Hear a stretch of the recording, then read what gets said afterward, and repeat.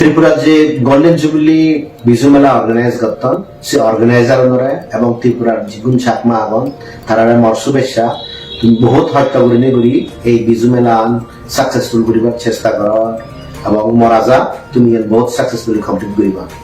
বিজুয়ান আমাদের Chakma American cultural identity. আমি যদি কেউ বুদ্ধিস্ট হিসাবে পরিচিত, বিজুয়ান নয় আমিও পরিচিত। লাস্ট 50 বছর ধরে বিজু মেলা ত্রিপুরা অর্গানাইজ হয়ে যায়।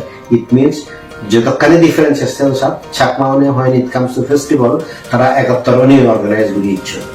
তো মুই জাস্ট একখান জিনিস এই মর সদান হবাইতে জিনিস হবার সে লাস্ট 50 বছরে বিজুর যে ফিচার্স আনি আগে সে বহুত চেঞ্জ হয়েছে একখান ফিচার যেন চেঞ্জ হইয়ে যেন হাইলাইট দুইবার সাল সে আনতে অ্যাপার্ট ফ্রম হিনামাই এভরিথিং এলস আগে দিয়ে হিনামাই ফ্যাশন শো নয় না ইকে অলমোস্ট ব্যাগ জায়গা বিজু ফেস্টিভ্যাল মানে আমাদের ফ্যাশন শো একটা থাকবে সিওত আমার যে ড্রেস আনি আগে আমার যে কালচারাল আইডেন্টিটি নিয়ে আগে সে নিয়ে মানুষ এক্সিবিট করেন।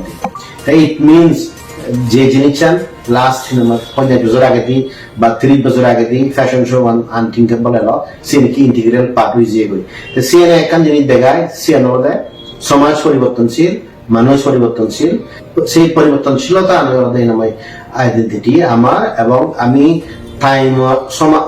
সমানে সমানে যদি চেঞ্জ হয়ে যায় আমার যে কালচারাল আইডেন্টিটি নিয়ে আগে যে প্র্যাকটিসেস নিয়ে আগে সে আরো ইমপ্রুভ করে পারিব। তা তোমার ভিজুয়াল সাকসেসফুল ও সেই শুভেচ্ছা মতরা